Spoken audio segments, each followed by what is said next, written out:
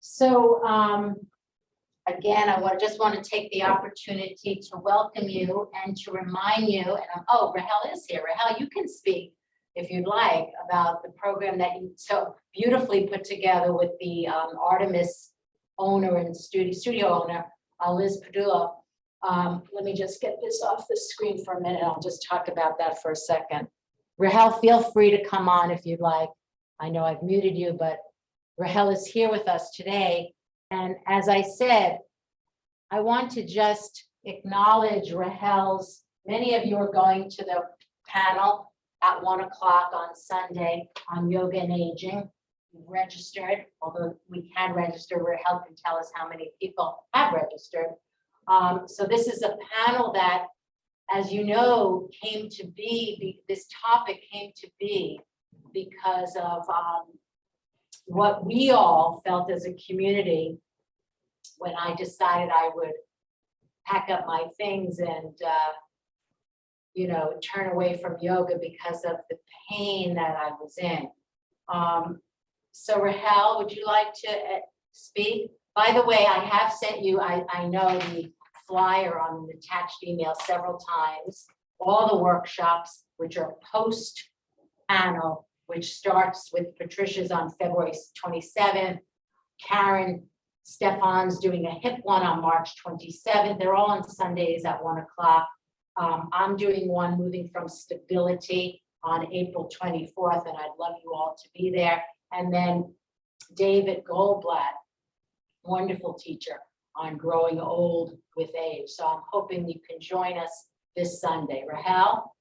Yeah, I just want to say that it really all started when you said you are going to retire, and we said, what do you mean you're going to retire? It means that we all, people who have problem in their bodies or cannot do one pose, need to retire.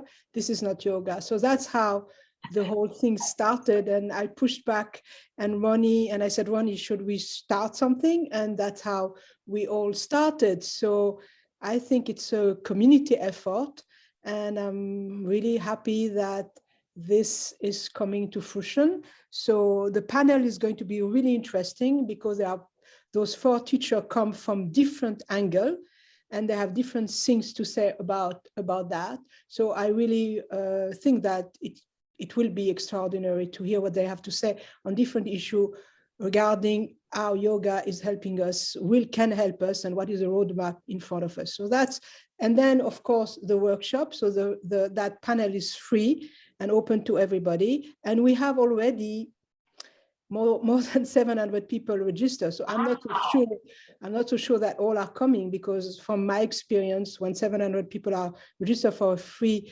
live stream or workshop, only maybe 300 will come, but even 300 are wonderful, and whoever comes is really welcome. So that's all what I have to say.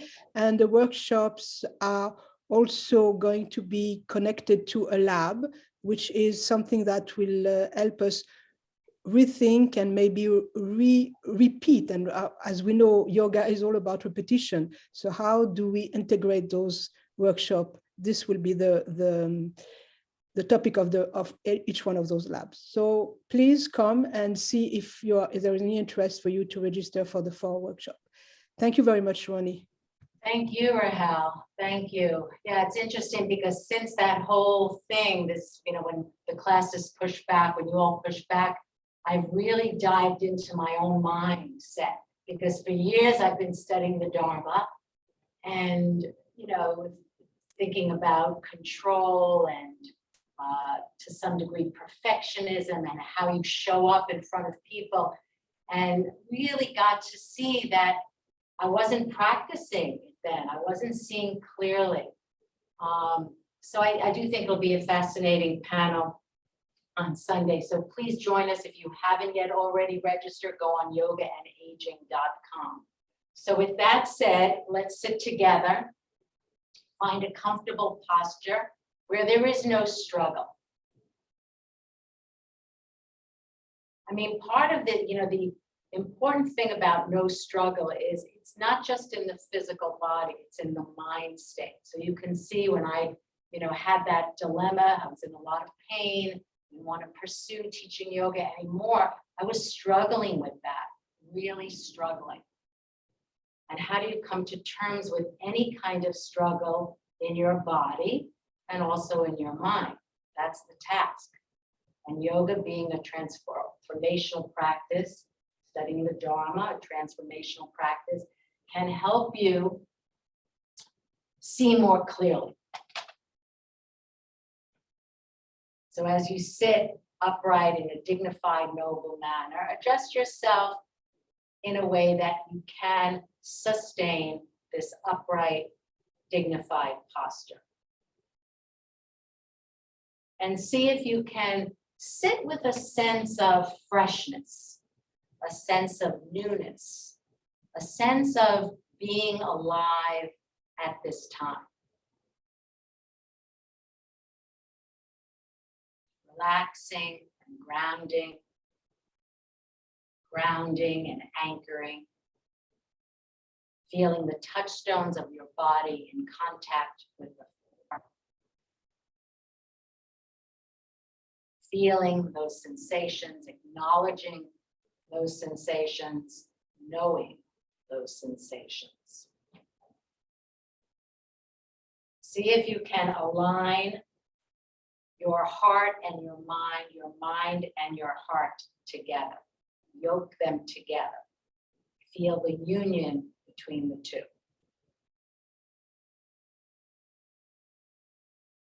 And then today, as a change of pace from just the sitting and adjusting, let's do a wisdom reflection, asking yourself, what matters most to you in life? What matters most?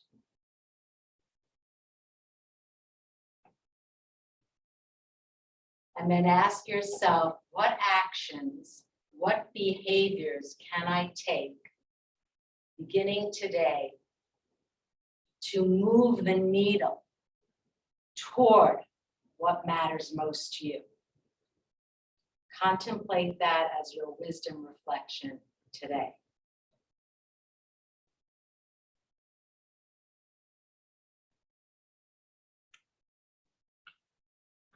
And then that wisdom reflection, that contemplation of what matters most and the actions necessary to get there might incline your mind now to the vow.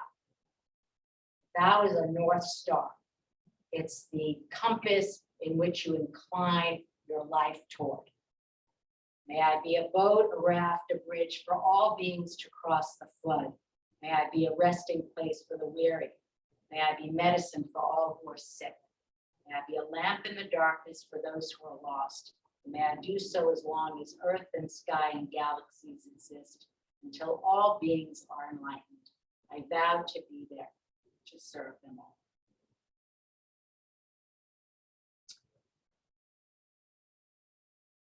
When you're ready, you can open your eyes, lift your gaze, and stretch out your legs. So we're going to begin with, welcome everyone who's come in. Lana, this will be good for your back. Let's lie flat. So we're doing leg stretches today. And let me just explain the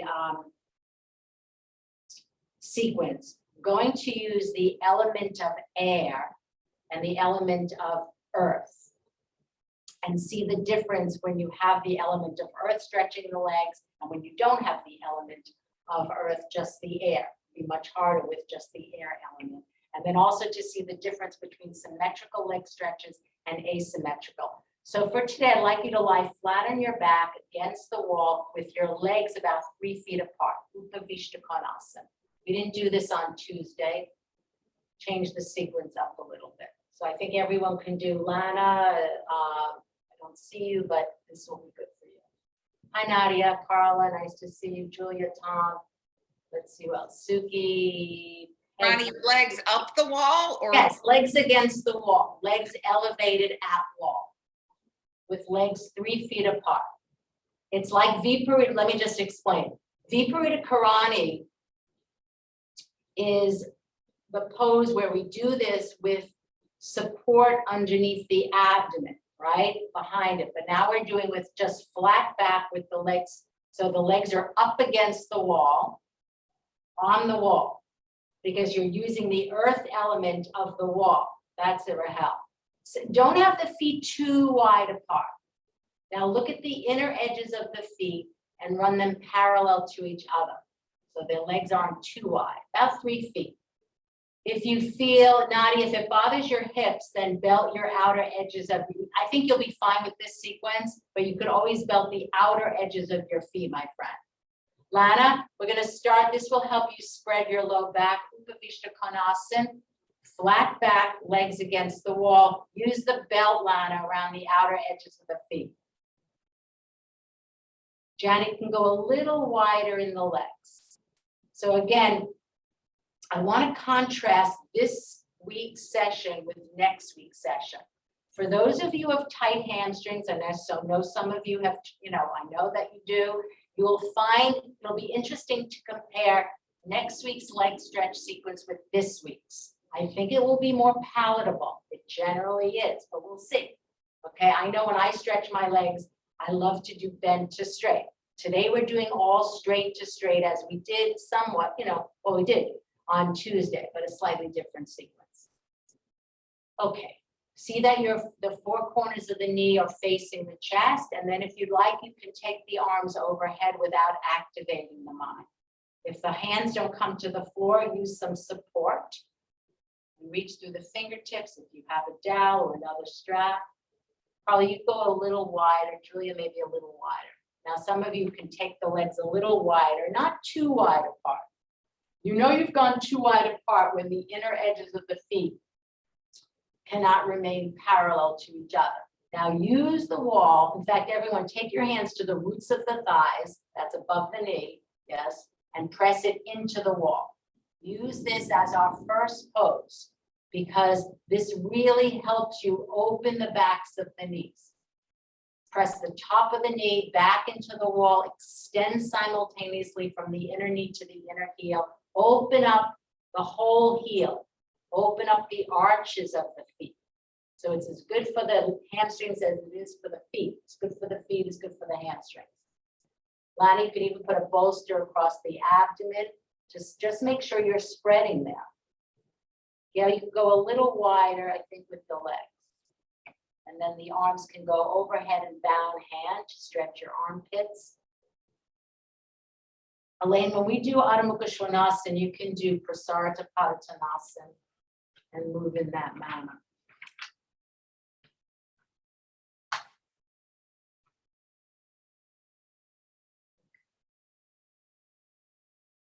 See if you can focus on using the wall to stretch your legs. That's the earth element.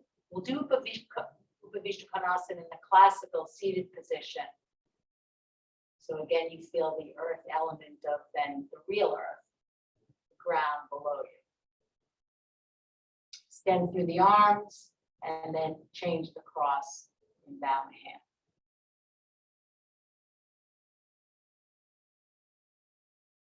See that if you're running a plumb line from your perineum up to the ceiling, that each leg is equidistant from that plumb line.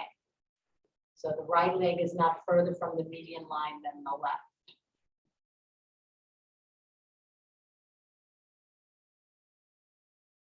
Again, scrub the back of the heel on the wall as you continue to press the legs into the wall and extend your arms overhead.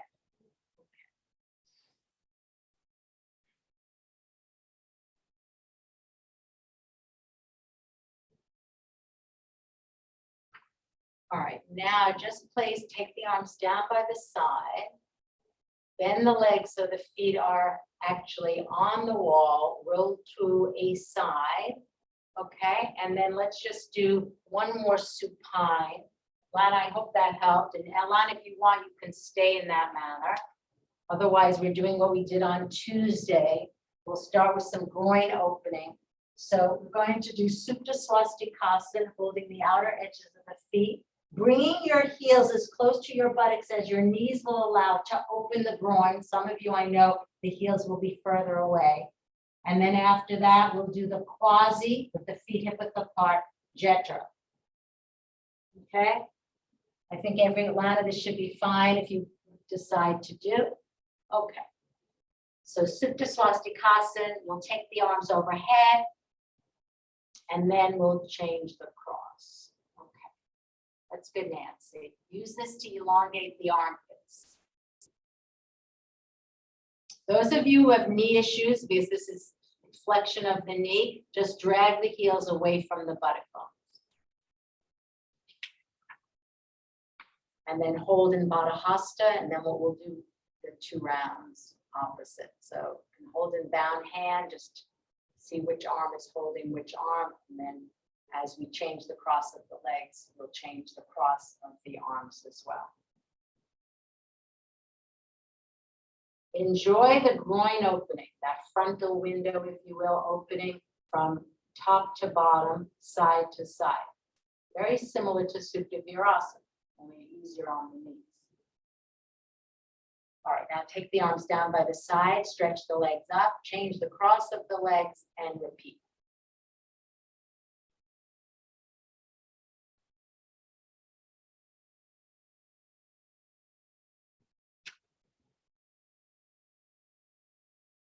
Stretch the arms overhead, extend through the fingertips, elongate your armpits, and then hold in the changed Baddha Hasta. Lonnie can do quasi Jethro, should feel good, or Dvipada, knees into chest.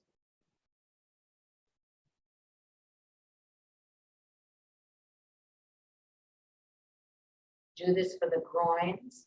So now, Tom, sorry I didn't see this, the legs would be now on the floor in Supta Swastikasana, the one that I just showed when I was on my back. Yeah, this one. Supta meaning supine, cross-legged position. Also good on the back. Quasi Jethro, now just make sure the feet are hip width apart. Okay, and then when you're ready, take the arms down by your side and do quasi Jethro Parvatasana, swinging the legs to the right, opening the left groin, swinging the legs to the left, opening the right groin, go side to side. So the feet are on the floor in quasi Jethro. Quasi meaning it's not Jethro Parvatasana. Okay, the feet are flat on the floor. Some of you have your feet elevated. So the feet are flat on the floor and you're swinging. Yukiko, it's this one. Swinging the legs side to side. The feet remain hip width apart in this manner. So when you can see Yukiko when I go to the right, that left groin is enjoying that stretch. Okay, really good on the back. It's good on the back. Those of you, good Carla, who are sitting and doing a lot of computer work, this is really helpful. We did a lot of this. It's almost been 2 years. Okay. All right. Now when you're ready, just roll to the other side. Those of you roll to the right or the left just to change it up. All right, now we didn't do this on Tuesday. And I will say that the metrics of Upavishta Konasana, what you did at the wall and we now seated versus supine, is such that most of your body is enjoying the earth element. So use Upavishta, come into it from Dandasana. Use it to open the backs of the legs. So this is the quintessential pose to open the backs of the legs. And do the same thing that you did against the wall. Nadia, you can do this with the back against the wall. Lana, with feet against, whatever. Sometimes it works nicely with back, to have the feet against the wall or back against the wall. All right, Lana, do with the feet against the wall, I think, for you. Now, in the same manner that you did against the wall, put your hands, pronate them, you palms flat, on the tops of the thighs, and really seal your legs to the floor, to the earth element, so that you can't get your hand. So back in the day when there were classes, I used to see everyone from the side and I could see like a little gap, right? I used to say, oh, I can see the space behind the back of the knee and the floor. So you have to do 2 actions. You have to press the thighs down, but you also have to simultaneously reach from the inner knee to the inner heel. The feet should be perpendicular to the floor. Now place your hands beside, good Polly, beside your hips and raise the roof, so to speak. Raise your side ribs. Open your chest. Open your chest. And then stay with the legs, the earth element. Use this as an opportunity to open the backs of the legs. Again, can be done with back against the wall, as many of you are doing, Rahel and Janet, or with the feet up against the wall as you're doing it. Oh, Winnie also at the back against the wall. Lana, that's good, because then you focus on your, if you were looking at your back, focus on right at the waistline behind the navel band. That's spreading. That should be spreading, spreading. And oftentimes even a belt on the feet will help. Okay, now come back to Dandasana. If you took the right leg out, which we typically do, take the left leg out in this manner. And then go a little bit wider, but not so wide that your abdomen pitches forward. The trunk is absolutely perpendicular to the floor. Again, back can be against the wall. Again, so that, you know, generally speaking, in supine and seated poses, you know, the mind can wander. See if you can stay situated in the task at hand, which is to use the floor, the earth element, to spread and open the hamstrings. It's much easier to do this in Upavishta Konasana than it will be in a moment in Dandasana when the feet are hip width apart. Okay, now come back to Dandasana, have the feet hip width apart. For those of Lana, go a little bit, you can see where you know me. I always work with my feet slightly outside my ilium bones. So they're actually, this is hip width apart.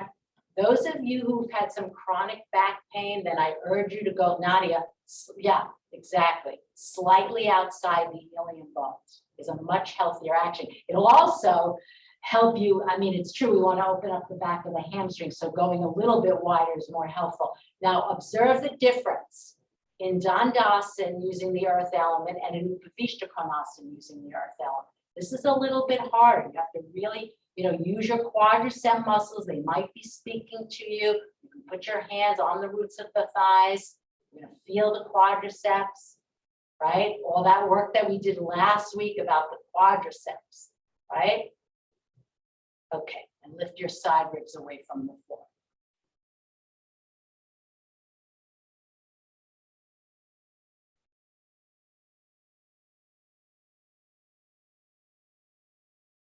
Okay, now from here, you're going to stand and we're going to do Uttanasana up against the wall. So now we've gone from using the floor to using the wall. You can have a bolster or blocks in front of you. You don't have to do the final Uttanasana. So let me just explain this because on Tuesday I saw there was some confusion. So you have to be away from the wall. I'm about 10 inches away from the wall. Then I bend forward. Then I step back. You can't be up against the wall if you topple over. And now use what you just gleaned in Dandasana. Use your hands, pronate at the palms, and use that to stretch your legs, using the wall now. Lana, you can do it concave. Just have the blocks, or if that bothers you, then face the wall and do half Uttanasana. Yeah, just make sure you're concave. Or the really best way, Lana, would be to put something under, imagine a bed underneath your abdomen. You know that, or a high stool. That's the awareness. Okay, Uttanasana, good, Nancy. Those of you who've had chronic back pain, have the feet wider than hip width. Again, use the wall now, just like you use the floor in Dandasana. Spread the abdomen.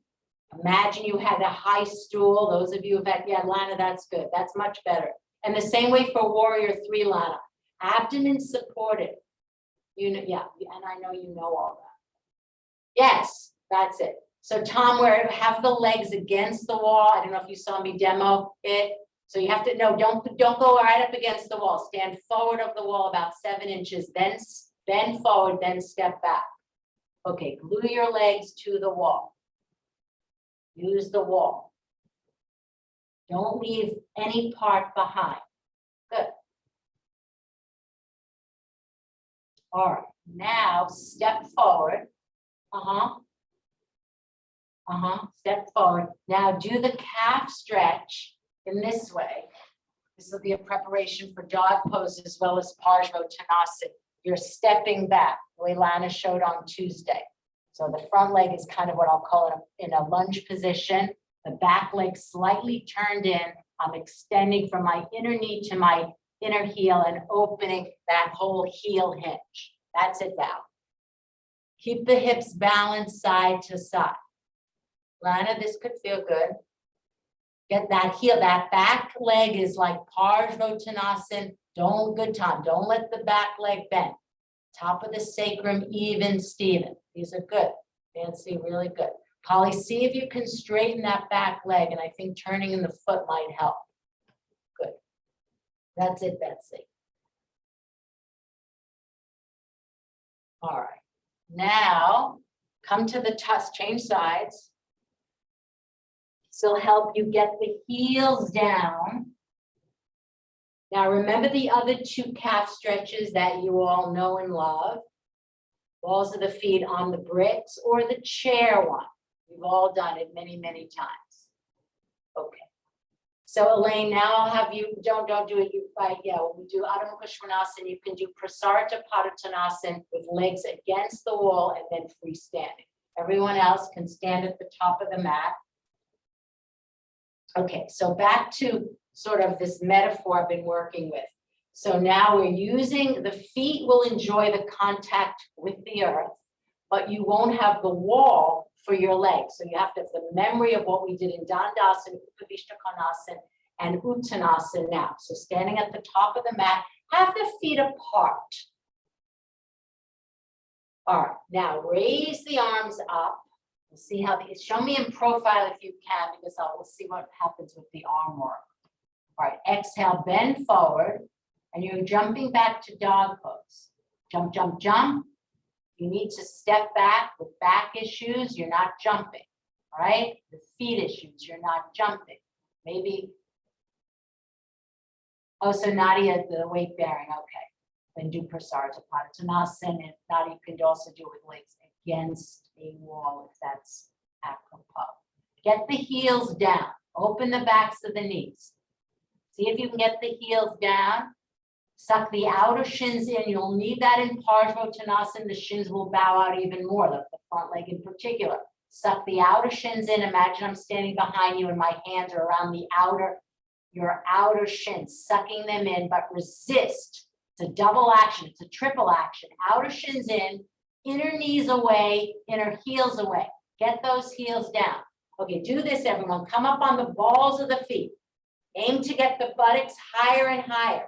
Now slowly, you can even bend the knees a little bit to get the buttocks higher. Now synchronize, taking the legs back to straight as you extend from the arch to the heel. Now imagine I'm behind you and I'm holding the inner heel with my thumb, the outer edges of your ankles, and I'm pulling the heels down. Lana, good.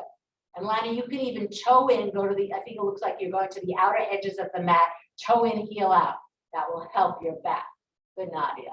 Elaine, Prasarita. Okay, these are good. Calf stretch might have helped. Okay, now walk the feet toward your hands and inhale, up you come. All right, so we did something for the legs that helped dog pose, the calves to get the heels down.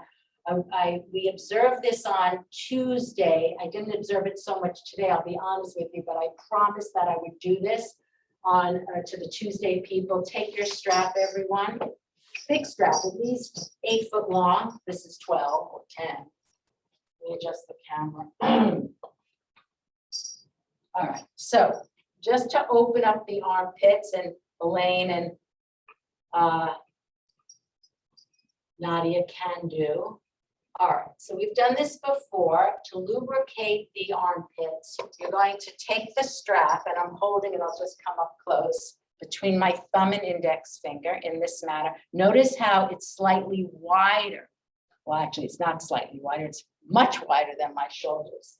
And then I'm going to have the strap against the root of my thighs, reminding my thighs to press back. When I take the arms overhead, my thighs don't come forward. Pause at the top.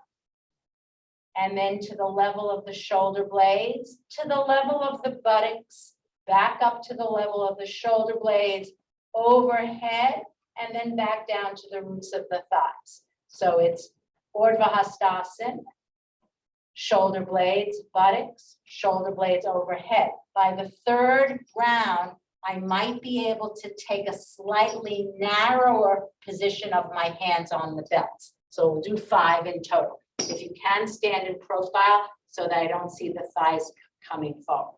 So just turn in profile. This is the very best way. Lana, yeah. You could also put a block between the legs, Lana. All right, take it now in those positions. Bring the weight to the back of the heel. You know you've come forward with the thighs if you're bringing the weight to the toes. Good, Betsy. Go slowly. So the first position to the root of the thighs, then overhead, Urdhva Hastasana, then to the level of the shoulder blades. Some of you might find when you do that position, you might feel like you have to go a little bit wider. Then can you feel perhaps one arm is higher than the other? So what you could do is at the level of the shoulder blades, turn yourself around, do the hokey pokey, look at yourself at the screen and see that one arm is not higher. This is a way to work with self-reflection, right? Feeling something and then seeing, checking in. Do 5 times in that manner for your arms. Good, Julia. And then keep going 5 times. You might find likely by the 5th time that your hands will come in closer in on that strap. Okay, in that manner, repeat. Again, if you're having issues with the back, toe in, heel out, use a block between the thighs. Janet, you can go a little bit wider in the feet, just for the back. Spread your back. Personally, I find it always helpful to have the feet hip width apart, and rarely do I bring my feet together because it does not foster spreading in the lower back. So I would say do the needful. Good. All right. Now, Nadia and Elaine, you would continue on in Utkatasana. We are going to take Utkatasana and everyone's going to jump back to Adho Mukha Svanasana and assess their armpits, having done that first Adho Mukha Svanasana without the arm work. So again, stand at the top of the mat. Those of you who stepped back with your right or left leg, you will change sides. All right, so now Utkatasana, raise the arms up and sit down. Shins back, heels have to be down. You've opened up the calves. Nana can do, yeah. Now bend forward. Those of you who are not doing dog pose, do a few rounds of Utkatasana. If it's appropriate, you can jump up from Utkatasana if that's appropriate. Not for back issues though, Nadia, Elaine, that can be appropriate for you. All right, now see if the arm work helped to make your armpits thinner. Betsy, that's a beautiful pose. No angle between your upper chest, no angle between the upper chest and the upper arm. If you feel that angle, then come forward as we've been doing into a high chaturanga. Will help you lubricate your upper spine. For many of you, that will help. Drop the buttocks a little bit more, Rahel, in that high chaturanga. Let's see again. Yes, that's it, Rahel, right there. Chisel that tailbone in. Good, Val. Okay, go back and forth if you're doing it. Others of you are in Utkatasana.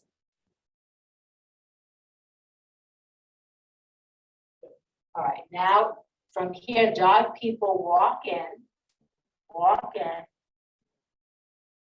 right, now bring the feet, if it's appropriate for you, together and go down. Uttanasana. Lana, not for you, just come back up. Tadasana with the block between your legs. Okay. All right, and now inhale, up you come. Janet, have the memory of the wall behind you and that, you know that. Let's do that again. So what I want you to get from this is you did Uttanasana with the feet apart, concave only. Now when you come forward, keep those legs poker stiff. Have the memory of the wall of the floor. One more time. Lonnie, you can just, yeah, you can do it against the wall in concave or with the stool. And I just want to do one more thing. Okay. Have the memory. So part of, our method is that we bring that awareness of something that we're looking to cultivate. We brought it forth in Dandasana and Upavishta Konasana, seated and supine. Now you need it when you don't have the earth element. Okay, now inhale, up you come.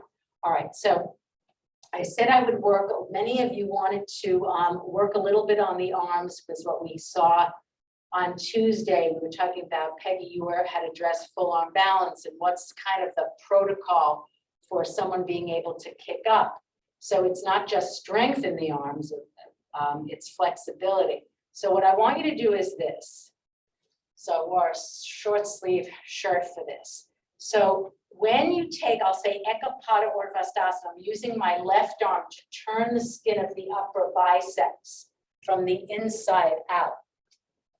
So I'm using now my right hand to turn that skin. I'm turning the skin, aiming to get the upper arm, not here, forward of my ear, but rather in line with my ear. So when we do Urdhvastasana, the arms actually move back, but the top of the sternum moves forward, okay? So you can show me in profile. So I wasn't able to do work on this on Tuesday. So Ekapada Urdhvastasana, use your other arm to turn the skin. Lonnie, you can do all this arm work with the block between the thighs. Okay, turn the skin.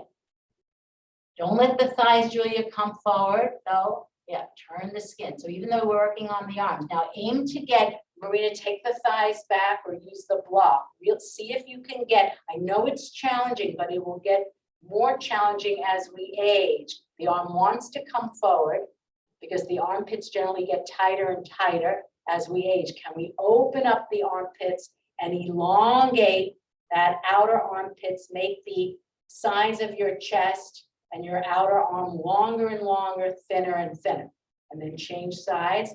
Not easy. Not easy. Reach up, reach up, reach through the finger. Don't let the thighs come forward. So many, I know this is like, I know it's always challenging. Don't let the thighs come forward. Concentrate on bringing the weight back to where you felt it in dog pose. Those of you who are teachers, I bet you see this all the time, right? Okay, now let's try this. Mary Beth, this is similar to what you showed, and maybe I'll have you show what you showed on Tuesday, but I'm going to do it this way. Take a bell. Now I'm going to a shorter bell because it's just easier. These are the Pune bell, 6 feet. Many of you have them. But of course, the 8 foot is fine. So watch. Taking the bell. I call this the sling because, I like to have a name for everything. All right. And this, I'm going to err on tighter than looser. Watch. We'll take the sling. So again, I'm setting up the future, planting the seeds for future Adho Mukha Vrikshasans or full arm balance or half handstand. And then I'm going to take, I made it too tight, sorry. So now I'm going to stretch my arms overhead. And then I'm aiming to get the back of the strap right at the base of my skull. And what's nice about this way is that the belt helps to keep the arms straight, but it now becomes the hands that were turning the skin, right? So the belt now is acting like your hand just did in Ekapada Urdhvastasana, right, Nadia? Okay, here we go. Air on, Carla, yeah, air on a little bit tighter, Carla, yeah. Make it as tight as you can. Good, Nancy. Get it at the occipital ridge and it'll feel like traction. Those of you who have neck issues, have had neck issues, this is also good for neck issues. Reach up through the fingertips. Make your armpits thin, thin. So it's really helpful for dog pose and full arm balance. All the arm work is helpful on a regular basis. Good, Rahel. Now imagine you were standing on your hands and your arms were poker stiff and your legs were overhead. That's full arm balance. So that's why I said it's not just about being able to bear weight on your hands. It's the outer armpit length. And also there's another point.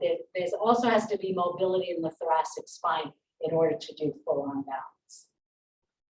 Okay, now take the belt off. Mary Beth, do you want to show, there's another way, well, I often teach like what I call it, like the sledgehammer, and kind of what you showed me on Tuesday was like that, but I'd like to see what you showed with that loop, okay? Can you show it? Holding the rung, climbing it down. Okay, I'm gonna spotlight Mary Beth, I want to see this again. So there's lots of arm work, creative arm work you can do. Not just Gomukhas and Paschima Namaskar, although we will do Paschima Namaskar. All right, I'm spotlighting Mary Beth. Okay, Mary Beth, let me see that for a second. Yeah, just adjust your camera. So she belted. I just want to make sure we can see your arms overhead. Show us how you belted. Okay, she made a loop. Oh, okay, so she's going to put her foot in the loop. So it's a long belt. Yeah, so that's the sledge. Yeah, and you don't have to even, yeah. Okay, that's good. Okay, I like that. So that's the sledgehammer, what I call the sledgehammer, and even more. But now, Mary Beth, for you, which is you really have to chisel the tailbone down, yes, and lift your side to the pubic bone up, chisel tailbone in. So imagine I'm behind, yes, with my fist, and I'm moving, yeah, even more. Imagine I'm behind you. Yeah, in the valley of the tailbone. In the valley of the tailbone is my fist, Mary Beth. Yes, that's good.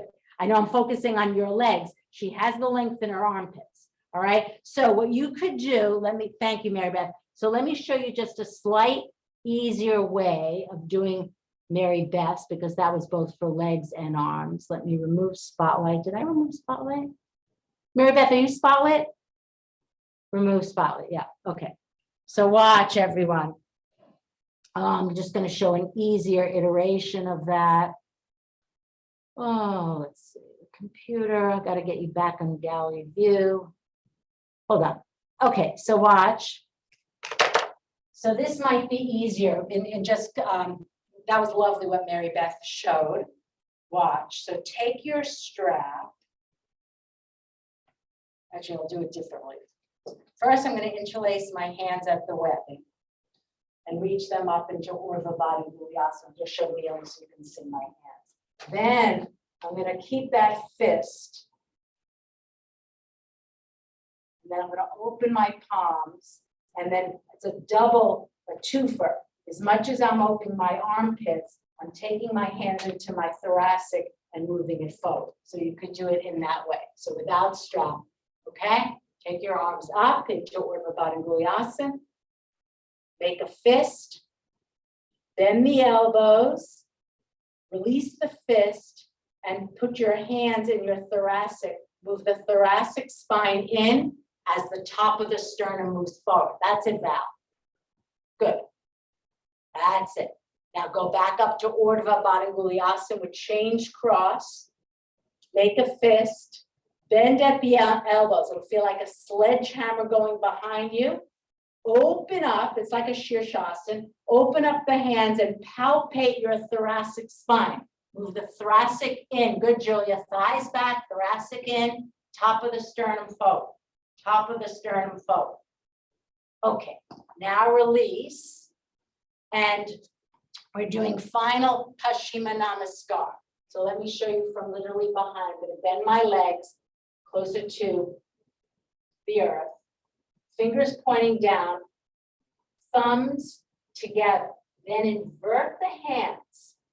Keep your forearms close in to your waistline, and then track the hands higher and higher as you slowly straighten the legs, and then look up from the eyes of the chest.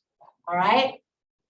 Polly, what I would do is, if it's difficult for Paschima, then just do what I call, just do this way. Bring your hand to the level of the waist, and then you can repeat the other side. All right, Paschima Namaskar. Now close in. Carla says, see, if I'm behind you, draw your forearms toward your wrists and bring your hands together. Nani, that's good. You can face me or have the facing behind. That's good, Rahel. Now imagine I'm standing behind you and have my hands on your forearms and drawing your forearms and wrists toward each other. Now track the hands up higher and higher as you straighten the legs. Don't let the thighs come forward. Polly, that's better. Really, that's good. So I don't want the elbow to drift too far behind from the waist. Okay, now release the arms. Now final Adho Mukha Svanasana. Those of you who are not bearing weight, do modified warrior 3 with the blocks. You're doing Utkatasana again. Arms should feel differently and stepping back to Adho Mukha Svanasana. Okay? All right, so now when you're ready, those of you not bearing weight can do modified Virabhadrasana 3 with hands on blocks. And then exhale, Uttanasana, jump back or alternating the legs, Adho Mukha Svanasana. Okay, sink the heels down. Feel what the arm work had to offer. So part of what I was telling the class on Tuesday with working toward full arm balance, handstand, and its counter half handstand, is being able to do like a 3-minute dog pose. So opening of the armpits really helps us sustain that.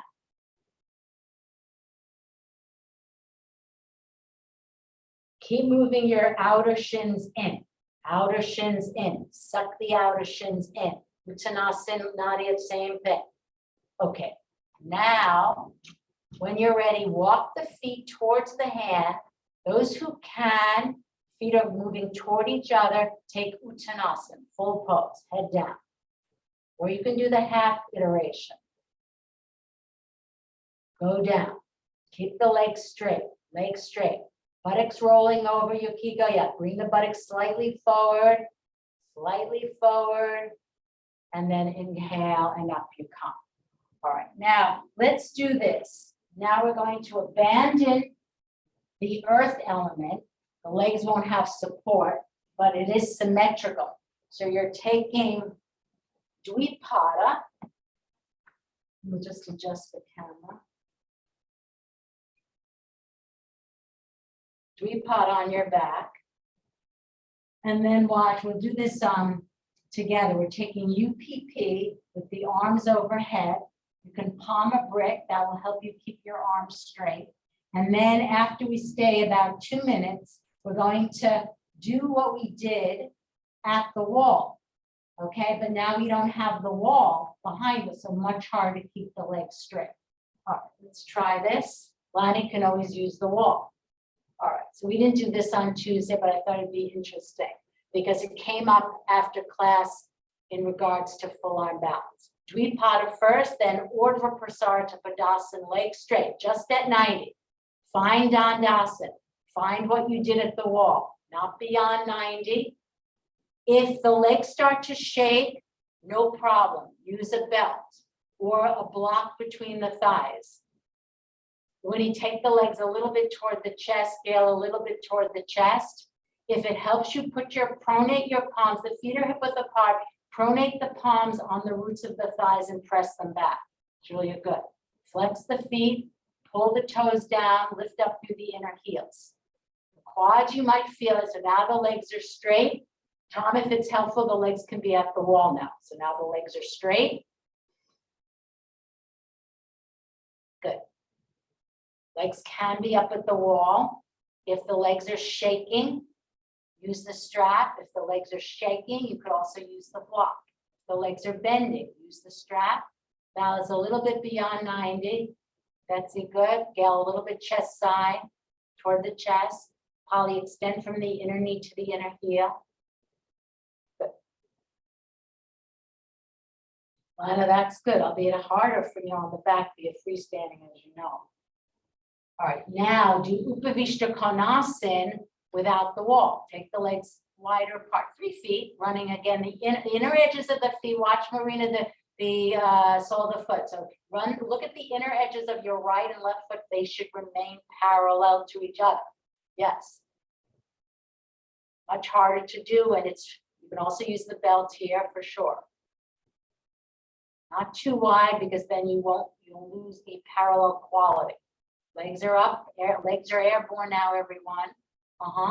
Abdomen is drawing back toward the front of the spine. Also an abdominal pose. Can we stay? When you're in the pose, no need to hold the breath, and sense that your whole body, your whole presence of mind is embodying the pose versus holding. Remember the wall element. Remember the earth element, which we used as a wall, but also as the floor.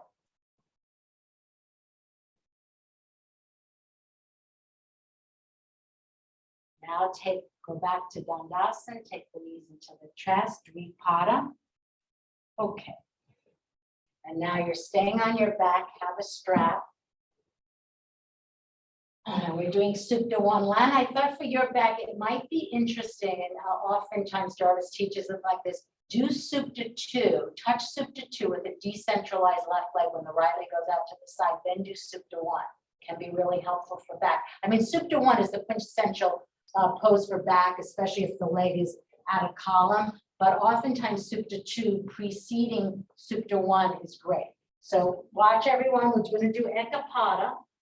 Then you're putting the strap on, start at 90. Now again, here we don't have the earth element and we're making it harder because this is asymmetrical. Then we'll move the leg, any, and then, okay?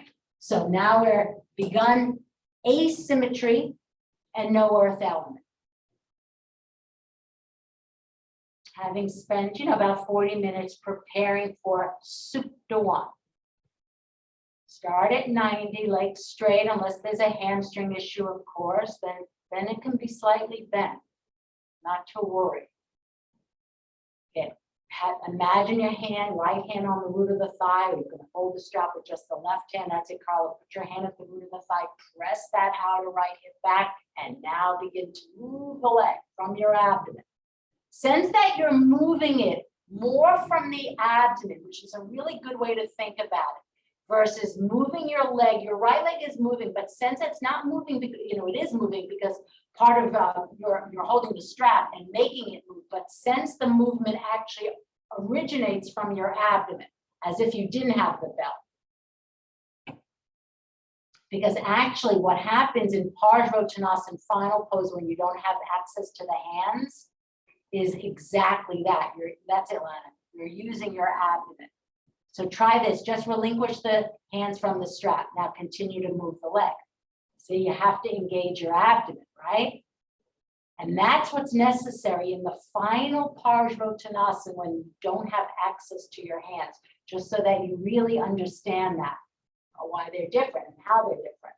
That would be much more challenging. Now go back to holding it and continue on. Keep the legs straight, outer right hip moving down. The back of your left thigh should be in contact with the earth element. Back of the left thigh in contact with the earth element. If your left thigh is flying up, then remember setting the heel, in this case, the left heel slightly on a blanket, a little bit of height can help.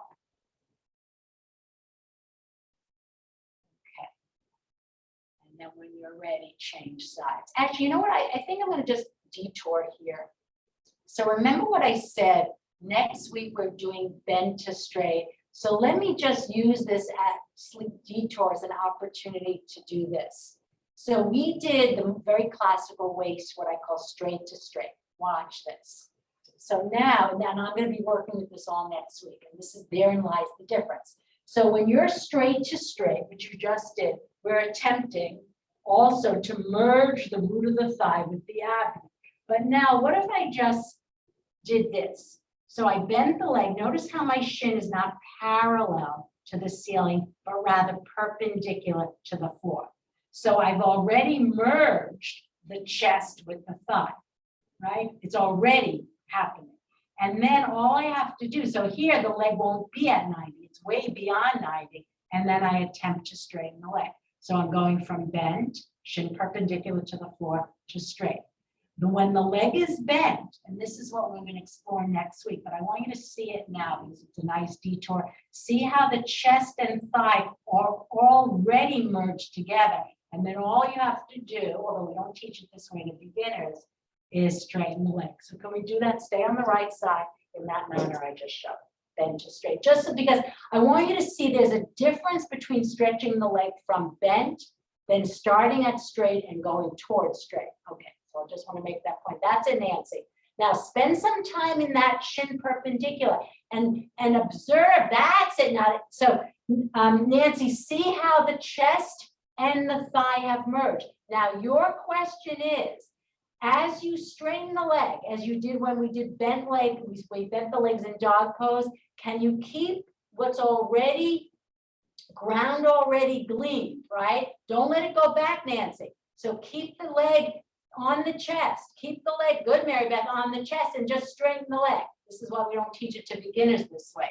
So don't lose any ground loss that you gleaned with the leg bent. That's it, Mary Beth, and straight. Go in that manner.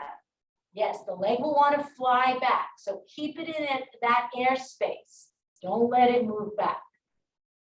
So we'll be exploring this. It's also good, Lana. Do you see when the leg is bent, how it spreads the sacrum and low back from the get-go in that way? Okay, change sides. We'll explore this next week. Bent to straight. Let's do the classic way. Ekapada, left knee in, right leg outstretched, glue the right thigh to the floor, take the leg to 90, and then go beyond 90. Make it a process, go slowly. Lana, you can do Supta 2, Nadia, Supta 2, then Supta 1, see if that helps. And when you're doing Supta 2, decentralize now the other leg, Nadia, right leg, yeah. Okay. Press the root of your right thigh down. If necessarily, prop up your right foot on a blanket, will help. Okay, now begin to move the leg. Move the leg. Now again, just to observe what we did on the other side, relinquish the strap, continue to move the leg without holding the strap to feel your abdomen moving back toward the floor. That's it, Gail, exactly where you had your hand, because that's the action you need in the final Parsvottanasana, which is coming up soon. That's it. Keep going. Now put your hands back on the strap. Continue the process, the evolution of Supta 1. Some of you, good, Mary Beth, have held the big toe, the outer edge of the foot, the back of the heel. All right. Now just observe, just take a moment now. If you were standing on 2 feet, obviously the left leg would be forward and you'd be in Parsvottanasana. That's it, that's good. All right, so that's the next pose we're going to do, which is an asymmetrical pose, but you have the earth element now of the ground for both feet. So let us come up and we'll take it. Those of you who need blocks, have them beside your, to the front, you go to the right side. We'll take it here from the classic way. We're going to do Parsvottanasana, I think, twice today, one without the hands and one with the hands, which we'll do now. Let me adjust my camera. Okay, so this is not working. All right, so you're going to stand in Samastiti. Stand in the center of the mat. The blocks would be off to the right. Jump or step the feet wide apart. Tita Hasta Padasana. Go wide, wide enough so that when you come into the, when you turn the right leg in, left leg out, your spine can elongate. Now outstretch your arms in this manner. Okay, turn the right leg out 90 degrees. And those of you with back issues, the very best way to do Parsvottanasana with a back issue is facing the wall like we did in the calf lunge, come into it in this manner. Or for that matter, if your hamstrings are very tight. All right, turn your right leg out 90, turn the left leg in. Put your hands back on your hips. Balance the hips side to side. Bring weight to the right big toe as you suck the outer right shin in. Keep the back heel down, back leg is straight. We did all that work. Now bend forward at your hips. Take the concave stage first. And now bow down. So now I want you to see if you can get good, Rahel, the abdomen and the leg merged together without bending the leg. We will do this next week with bent leg. Want to pull up from your outer knee to your hip so that the pelvis of the left leg, left side is dropping. Hips. Keep the legs straight. Legs straight. Don't, yeah, no bend. We'll do that one next week. Go down. That's good, Betsy. Okay, now hands on hips. Inhale, up you come. Well done. And change sides. So, you know, it's interesting. Some of you I know it's easier to slightly micro bend that front leg and then pull up from the knee to the hip to straighten the leg. But I want to address that next week. I mean, of course you could do it that way, but I'm using these 2 weeks to distinguish between doing the poses straight leg, having the intentionality of keeping the legs straight, poker stiff, no knees. Next week we'll have knees. Okay, with that said, hands on your hips, jump step the feet wide apart, left side. Use the arms to bring the trunk around. Those of you who are finding that front shin is bowing out, turn the foot out to suck the outer shin in, keeping the back heel down, back leg straight, bend forward. Go slowly, elongate the spine. Good, Rahel. Remember, using the heel at the wall is always an option. Gail, that's fine. That makes it easier on the back and go wider with the hands. So if your back is bothering you, have the hands on the wall and face the wall. And now, good, Lana, now go down. Now go down. Lana, just stay concave. Gail can just stay concave. Nadia, fine. You don't have to go to the final. Tom, have the hands on the wall. That's much better. Bow down. See if you can merge the chest with the leg. Resist any desire. For you, Val, you can bend that left leg. You have a reason to bend it.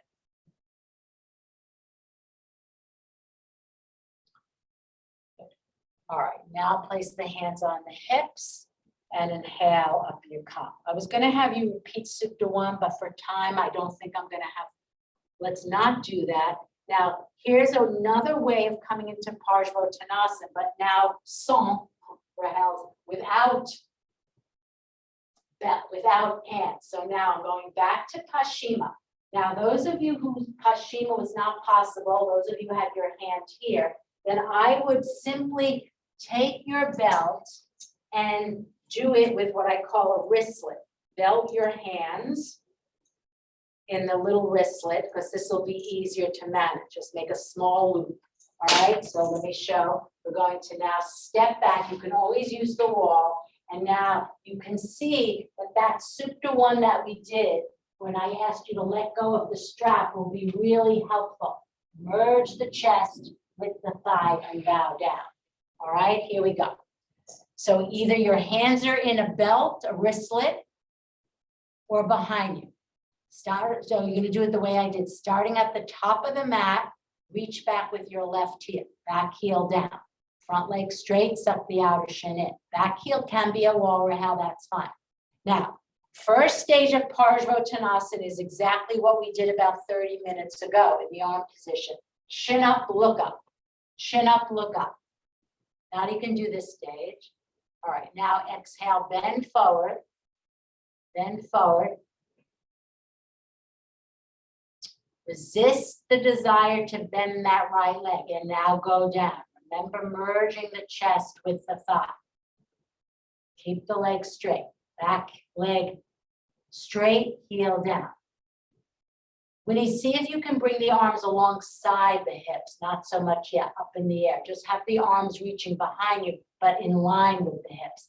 Now inhale, up you come. Step forward with the back leg. Good. Keep the hands in their place, wristlet and Paschimma. Now step back with right leg. All right, Lana, let's see what you're doing. Okay. All right, chin up, look up from the eyes of the chest. So Parsvottanasana starts with the back bend, abdomen moving back, don't lean back, exhale, bend forward and bow down. Go all the way down. You don't have to do concave. But you can stay in concave. Those of you whose back hurts, have the hands at the wall. Lana, and then even better than that is just support your abdomen in that warrior 3. Or you can switch over, Lana, to Utthita Marichyasan 3 with the foot on a chair and turning toward the wall. Okay, and now inhale, up you come. All right, Mary Beth, I'm gonna have you show this. So those of you who have any back issues, I'm not gonna have you do Warrior 3. You can do, so go back to Supta 1. Mary Beth, I wanna do a Warrior 3 with the aerial foot on the wall. So I'm gonna have Mary Beth show you the measurement. That typically, I mean, it does work. So we did this on Tuesday. Let me spot, hold on, Mary Beth. All right, watch. All right. So she's taking her belt and she's putting it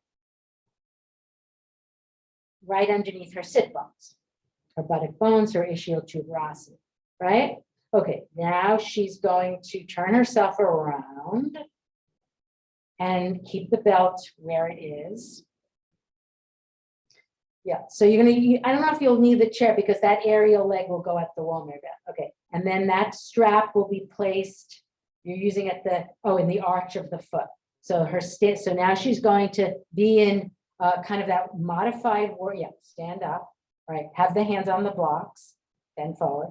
All right, now you're going to lift the right leg up. So this measurement is really good, Mary Beth, gets the foot to the wall. Why are we using the wall? Because typically in Warrior 3, the aerial leg is not straight. So Lana, for you, anyone is, so naturally, Mary Beth, for you, the metrics is a little bit off because your shoulder blades are higher than your hips. Take the blocks to the medium side, my friend. Yes, that's, yeah. I think you could, flat palm is good. Turn the arms from the inside out. So, yeah, medium side, turn the arms from the inside out. Yes, now abdomen lifting, that's a beautiful pose.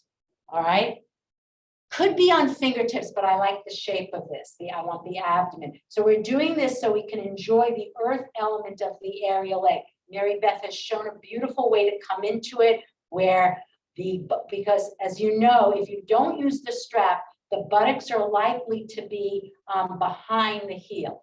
All right, so let's take it in that manner. We didn't do it this way on Tuesday.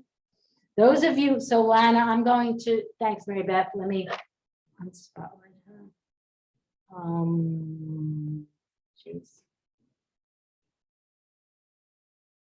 Okay, so for those of you who have an issue with your back, if you can get a, if you have a platform bed or something like a stool, abdomen on. Okay, so I'm going to wait for everyone to. So Nadia, you know this. Lana, you say this Warrior 3, support it. This is the best for the back. All right, completely supported, your trunk supported. All right, let me put it. All right, so now we're taking, we're going to stand. We're going to do Virabhadrasana 1. I'm sorry, Virabhadrasana 3. You can do either leg. Some of you are doing different legs. All right, make sure the toes are pointing down and the body is parallel. The metrics of Warrior 3 is the body is parallel to the floor. Now that's good. Just lower the leg. It's a little bit too high. Yukiko, same thing. Now use the wall like you did in dog pose. Push the foot into the wall. Push the foot. Marina could take the aerial leg a little bit higher. Push the knee into the knee. Tom, use the blocks on the high side directly in line with the shoulders. Nadia, be careful with the freestanding one. These look good. And change sides. Excellent. Mary Beth, thank you. This worked really nicely so that the heel is not behind the buttocks or the buttocks are not behind the heel. So enjoy the earth element that we often don't have when we come into Warrior 3, freestanding from Warrior 1 or modified. These look good. Now, Polly, push that inner heel into the wall, into the wall. That's it, Gail. Those of you who are tighter in the armpits can take the hands wider apart. Betsy, let's see, you're doing it freestanding, but imagine, yes, you could do it. Okay, all right, stay there, Betsy, because now we'll, yeah, do it at the wall. Now, come away from the wall and do it having the memory. So remember, the reason we do poses in so many different creative ways is that we develop this constant body memory. So having now just felt the heel at the wall, take Virabhadrasana 3, unless you have a back issue, freestanding with the hands under the block, not from Warrior One, but without the wall behind. Okay, just to make it fully clear. Now, observe, no, so now the aerial foot is not at the wall. I guess I'm not being clear. Foot is not at the wall. You have the memory of it being at the wall. Good, Julia. Now knee into knee. Carla, good. Knee into knee. Keep the standing leg, Carla, perpendicular to the floor. Perpendicular. That's it, Marina. Hips balanced. Polly, see, so now your heel, Polly, of the standing leg is behind the buttock. So you have to walk in closer. So keep the leg, that standing leg, be it perpendicular. That's it. Okay. All right. Now this will be good on Lana. Take Supta One. Everyone take Supta One. All right. Now let's do this way. Let me show. So having done now an hour or so of leg stretches, watch. You're going to hold the big toe. Hold the big toe. And then final pose, raise the chest, raise the head, and take the leg with you. Take the leg with you. Bring the leg with you. If you have neck issues, support the back of your head. Supta One in its full form, in its full beauty. Hold the big toe. Nadia, that's good. Gomukhasana. Supta One. Go. Some of you might be able to hold the outer edges of the foot or perhaps even the back of the heel. I'll try it on the right side, but not the left. That's the same thing. Hold the sides of the foot, going more toward the back of the heel. And that's also preparation for Ubhaya Padangusthasana and Urdhva Mukha Paschimottanasana 1. Those of you who know those poses. Beautiful. Change sides. Supta Padangusthasana 1, left leg.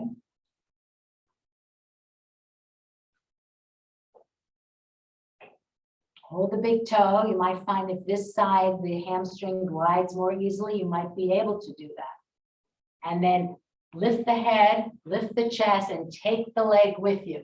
See how good, Rahel. See how you're in Parsvarottanasana. And then Rahel, all you need to do is clamp the thigh of the outstretched leg down. The right leg. That's it, Peggy. Good. If it bothers your neck, use a bolster behind the back of your neck.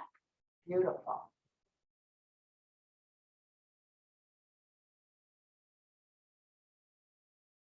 All right, now roll to your prone position on your belly. Take the final Adho Mukha Svanasana. Lane, why don't you do Tita Hasta? Those of you who are not doing bearing weight, do Tita Hasta Padangusthasana 1. You can use the aerial leg on the wall. Everyone else, don't be near the wall because we're doing Ekapada. So Adho Mukha Svanasana from a prone position. Nadia could use the wall or a chair. If you're not bearing weight, do Tita Hasta Padangusthasana. So you're staying with us in terms of themes. That's it, Elaine. Push the floor away. Take it from a prone position to high plank. And then draw the feet together. Good.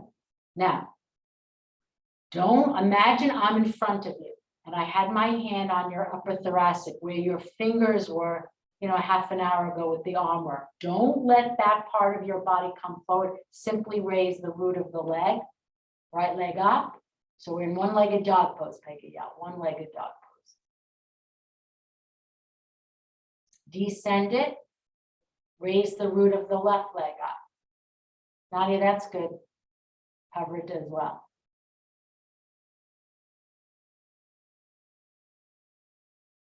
Raise the root of take that leg down and just repeat. Keep the hips balanced now. Don't let that, I know on the first side I had you focus on the upper chest not coming forward.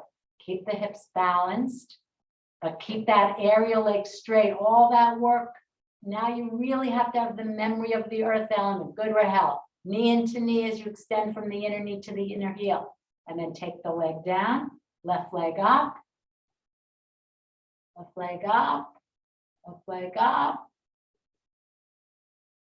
Okay, and then down. All right, now putting it all together on some level, I just want to see if I can take that arm piece, the lifting of the leg. Betsy, I'll take you, don't worry, I'll take you through this. So I'm going to have you imagine you are a very beginner in full arm balance. You're going to set your hands about 4 inches away from the wall, and you're going to raise one leg, take it down, raise the other leg, as though you're not going to kick up. Is that okay, Bets? Yes, just thumbs up? No. No, you don't want to do it? Okay, thumbs down. Who would like to demonstrate? I'll do it. Okay, Mary Beth, I'm gonna have you do it because we talked about this. All right, so I'll take you through it, Mary Beth. No worries. Okay, so we're not doing full on balance, so don't worry. All right, so this comes from a discussion that we had after class, so that's why I'm addressing it. All right, Mary Beth, it's on screen. All right, Mary Beth, I'll take you through. So, she's using a belt. And it's always wise to use a belt because in the beginning, the arms want to bend. We want to train our arms, and you've had that memory from an hour ago with the arms. So let's see. So over time, to set the hands about 4 inches away from the wall is good. Over time, we come in close. That's good, Mary Beth. Now, come to dog pose. So this is the way it's moving along. So let's like imagine, maybe a year or so into yoga, we've learned how to time dog pose. We've dealt with timings and strength and opening the armpits. Then she walks in, but here's the thing, as she walks in, walking on the balls of the feet, Mary Beth, but keep the arms straight. Walk in, yeah, but move the upper back away from the wall. Now lift one leg up like you did in one-legged dog pose, good. Descend it, lift the other leg up, keeping the arms straight. So she's pressing the full circumference of the hands and really pulling up on the inner arms that you learned from upward facing dog. Okay, and then down. Now do this again, Mary Beth. Go back to dog pose. All right, now what I want you to focus is walk in on the balls of it like you were tiptoeing in. Yes, raise the buttocks higher and higher, but keep moving the upper back away from the wall. And now simply raise one leg up, lift it, descend. Raise the other leg up. Okay, and then at some point you do kick up, which we're not going there today. Okay, so I want you to focus on walking in, keeping the legs poker stiff, walking in, keeping the arms poker stiff, and the upper spine moving away from the wall. Okay, everyone can do. Otherwise, and those of you who are not bearing weight, this is really not so much bearing weight at this point, can just repeat Supta Padangusthasana 1. Thanks, Mary Beth, you did beautifully. All right, here we go. Back in gallery view, set your hands 4 inches away from the wall. And it's basically what you're doing is making the body become more and more vertical as you walk in. Keep the arms straight, keep the legs straight, keep the legs straight. We're not kicking up, so there's no fear element. That's it, Betsy. Yes, and then at some point, the abdomen kicks in and takes you up, but we're not doing that. Not today, anyway. We will. Those of you who know half handstand, of course, this helps. Or you can do a high chaturanga dandasana. Okay, beautifully. All right, this is perfect. That's it, Julia. If you're dying to go up, Julia, you can go up. All right. Now everyone come down. All right, let's do this because I hate to get all the way here and not touch it. So just to be somewhat inspirational, those of you with back pain, put your feet, legs bent up against the wall. Show that in a minute. So just watch. So I'm starting in Dandasana. I'll bend my legs. I'll hold now both big toes like you held both the one big toe in Supta Padangusthasana. And I lift, not here. I lift my lower spine away from the floor. And now I have very little earth element. So I have to balance, make sure there's nothing behind your back. Very little earth element to rely on, to straighten my legs and to lift my lower spine. So this Ubhaya Padangusthasana is a really moving along pose. All right, let's try it. Those of you with back issues, I'm begging you to do it in this manner. Have the feet at the wall, and you can kind of do a quasi Paripurna Navasana. It'll feel good on the low back. This will be our last pose. I'll do one more before Shavasana because we can't end on Ubaya. That's it, lift it, you know, so once you hold the big toes, lift the lower spine up in that order. Turn the arms from the inside out, and then Lani can have the lower legs on the seat of the chair now, or prone, and then do prone Shavasana. But Winnie, don't lean back and don't lift the shoulders up to the ears. That's it, Betsy. Turn the arm skin, good, Val. If you need the strap, then of course, by all means do it. Carla, good. Now remember, put all the pieces together. Imagine there was a plank, a hardwood plank board against the backs of the legs. Press your legs into it. You think the legs are straight, but they tend to bend because they don't have something to press into. Okay, and out you come. All right, do Baddha Konasana, which won't be so easy on your inner thighs. Soles of the feet together, trunk upright. So I want you to appreciate from today the progression, but also when you're practicing, you know, especially when I'm away this winter, practicing symmetrical earthbound poses to help you stretch the legs is much more easeful in the beginning, right? And then you can go to asymmetrical and not having the earth element. Then next week, we're going to explore the leg stretches from the bent to straight, as we just pointed out in that Supta one. Soles of the feet together. Nadia, the angular UPP is good. Yeah, heels up, angular UPP, or just keep them bent that one. All right, so soles of the feet together. You might say, oh, gee, my inner groins are tight, because we haven't done much for the inner groins. You need the wall, back against the wall is fine, or sitting on some height against the wall.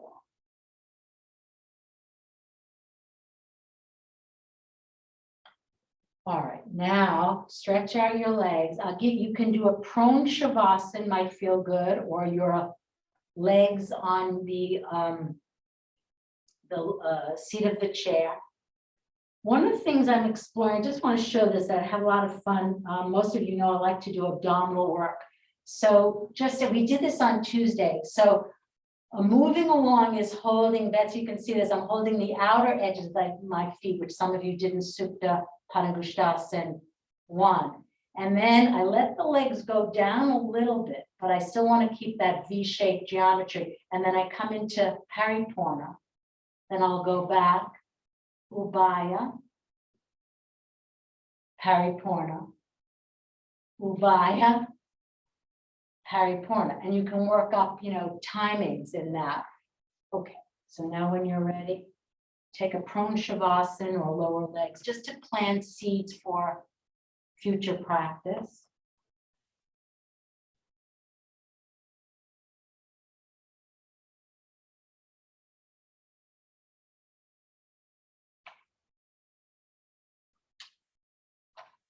See that you're warm.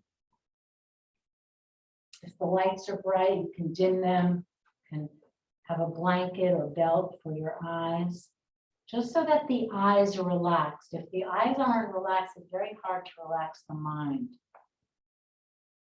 Release the inner corners of the eyes, spread the temple skin.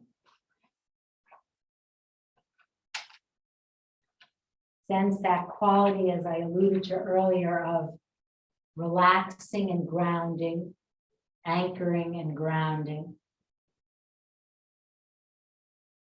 Feeling that freshness, that newness, that aliveness in your body, in your mind.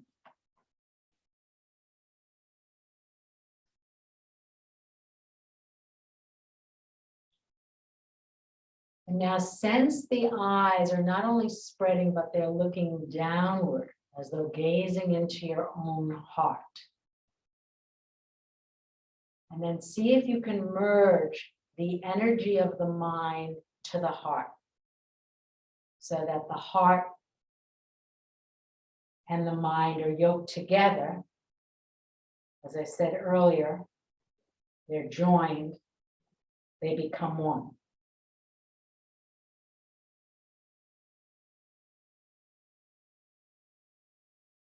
the heart and the mind become one.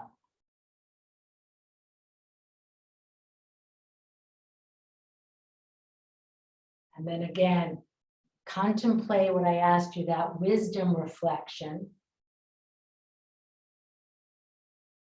of what matters most to you.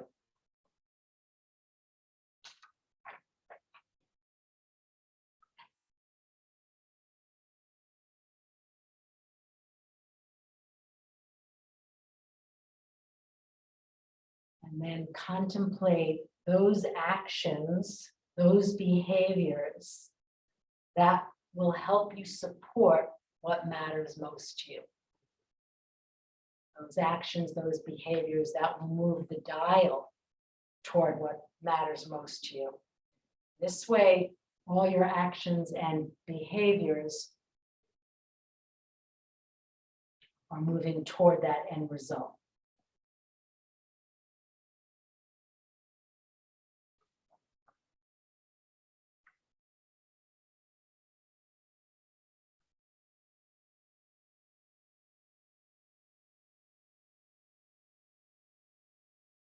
Knowing that there are times when that may not be able to happen because of not seeing clearly and because of not aligning the heart with the mind.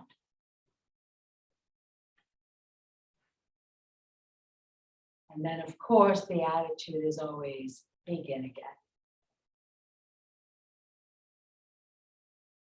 Lana, that's it. No.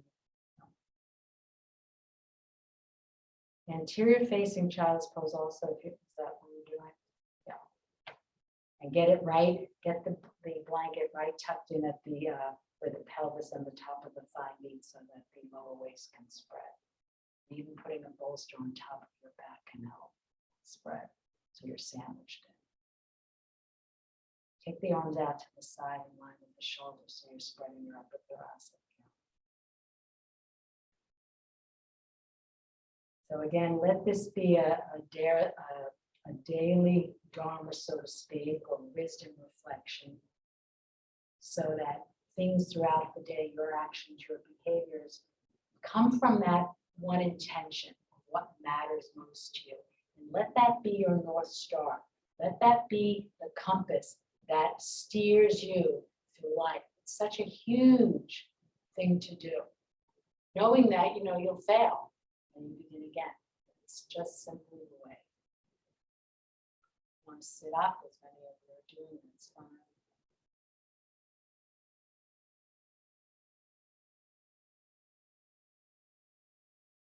I hope these leg stretches today were palatable. We're doing some of the same ones next week in a completely different manner. I love working like this in this creative palette. So, you know, you really have the tools to create your own practice in a meaningful way. Or how we can talk after, no. Okay. So let me thank you all for coming. You can unmute yourselves.